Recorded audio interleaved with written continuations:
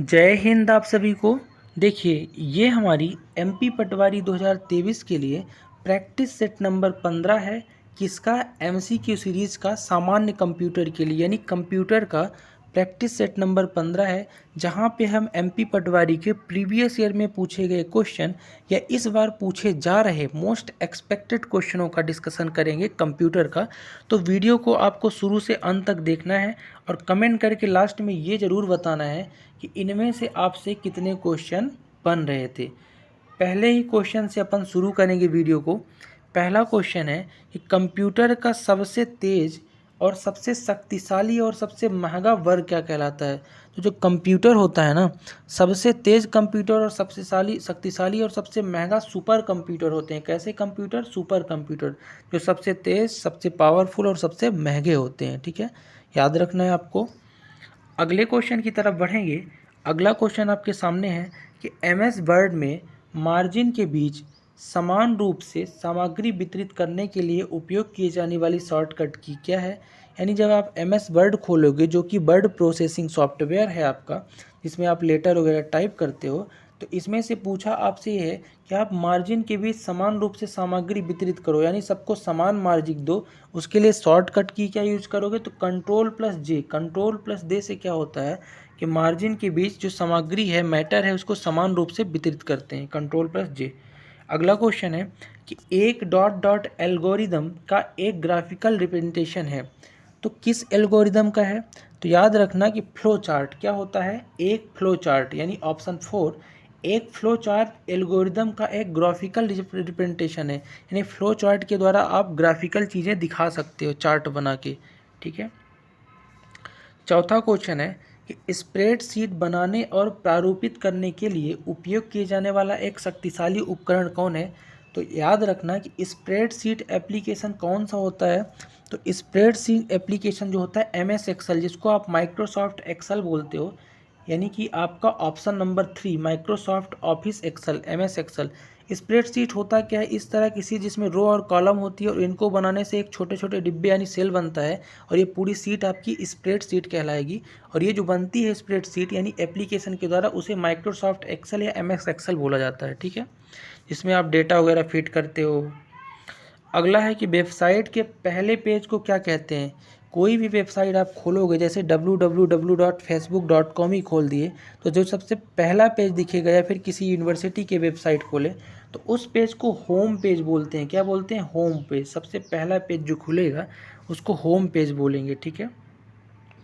6 number question है, 4 bits के समूह को क्या कहा जाता है। यानी 4 बिट्स के समूह को क्या बोलेंगे। तो 4 बिट जो है ना, निब्बल के बराबर होता है। तो निब्बल के बराबर, एक निब्बल के बराबर कितना होगा? 4 बिट्स हो जाएगा। ठीक है। 7वां नंबर क्वेश्चन है कि एमएस वर्ड में किसी शब्द को उसके समानार्थी से बदलने के लिए निम्नलिखित में से किसका प्रयोग करते हैं। एमएस वर्ड मैंने आपको बताया लेटर वगैरह टाइप करने का, जो आपका वर्ड प्रोसेसिंग सॉफ्टवेयर है या एप्लीकेशन है, तो उसमें अगर कोई आपको शब्द को उसके समानार्थी से बदलने के लिए किसका प्रयोग करेंगे, तो उसके लिए आप प्रयोग करेंगे थिजेरस का। किसका प्रयोग करेंगे? थिसॉरस का। तो थिजेरस क्या होता है? देखो, दो चीज़ें होती, एक होता है इंग्लिश में डिक्शनरी और दूसरा होता है थिजेरस। तो डिक्शनरी क्या होता है? डायरेक्ट किसी भी शब्द का आपका मीनिंग पता चलता है, बट थिजेसर से उससे मिलते जुलते शब्द पता चलते हैं। ठीक है। जैसे मैंने बोला जॉय, तो जॉय क्या है? हैप्पी जो है इसके थिजेरस हो गया। तो याद रखना ये थिजेरस होता है, और समानार्थी भी लगभग वही अर्थ देता है समान अर्थ का, इसलिए अपन थिजेरस का यूज करेंगे। ठीक है, एमएस वर्ड में। 8वां क्वेश्चन है कि डॉट डॉट टेक्स्ट और डेटा के संपादन की सुविधा के लिए एक सिस्टम सॉफ्टवेयर है। यानी कि ऐसा सिस्टम सॉफ्टवेयर जो टेक्स्ट और डेटा के संपादन की सुविधा दे। तो याद रखना कि इसमें से जो एडिटर्स होता है, क्या होता है? एडिटर्स। कोई भी एडिटर है, एडिट करने वाली चीज़। अगर आप कोई वर्ड की फाइल बनाए हो, इसको एडिट कौन करेगा? एडिटर करेगा। तो या फिर आप कोई इमेज बनाए हो, उसको कौन एडिट करेगा? एडिटर। तो एडिटर एक ऐसा चीज़ है जो टेक्स्ट और डेटा के संपादन यानी एडिट करने की सुविधा देता है, एक सिस्टम सॉफ्टवेयर। तो एडिटर इसका राइट आंसर होगा। अगला क्वेश्चन है कि स्मार्ट आर्ट किसका फीचर है। इसका नहीं, किसका। तो स्मार्ट आर्ट किसका फीचर है? तो याद रखना एमएस वर्ड 2007 में एक फीचर है स्मार्ट आर्ट। क्या है? Smart art. 10वां क्वेश्चन है कि एक्टिव विंडो को टास्क बार में नीचे लाने के लिए किस बटन का यूज करेंगे। कोई अगर एक्टिव विंडो, जैसे आप कंप्यूटर खोलते हो तो उसमें कोई भी फोल्डर खोलोगे तो उसमें छोटे छोटे ऐसे विंडो यानी डिब्बे बन जाते हैं। तो अगर किसी डिब्बों को आप टास्क बार कहाँ होता है कंप्यूटर में, सबसे नीचे होता है, ठीक है, नीचे जो यहाँ पे देखते रहते हैं होम, विंडो और लास्ट में स्पीकर वगैरह, नेटवर्क वगैरह कुछ, तो ये टास्क बार, यहाँ पे टाइम एंड डेट, तो ये होता है टास्क बार।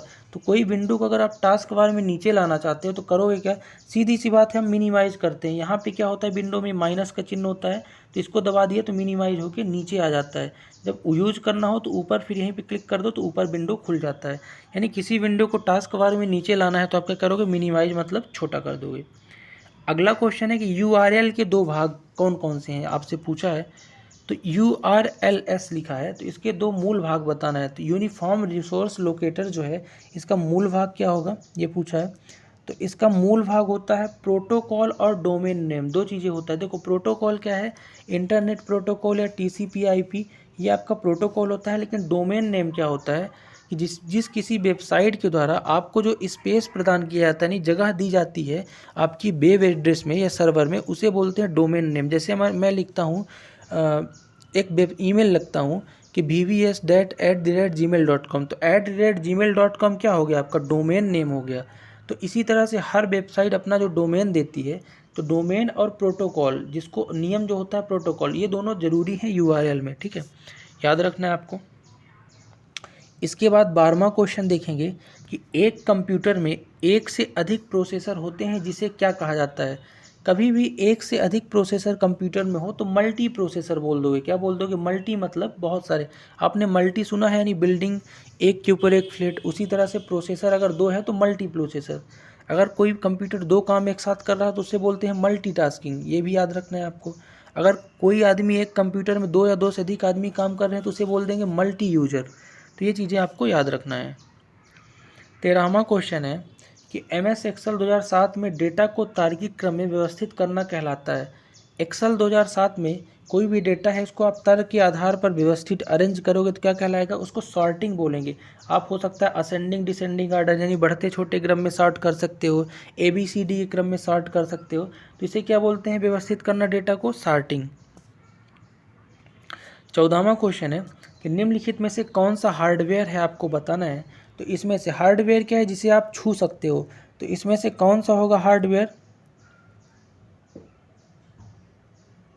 देखो असेंबलर, कंपाइलर, इंटरप्रेटर, ये आपके हार्डवेयर नहीं है, लेकिन सर्वर आपका क्या है, हार्डवेयर है।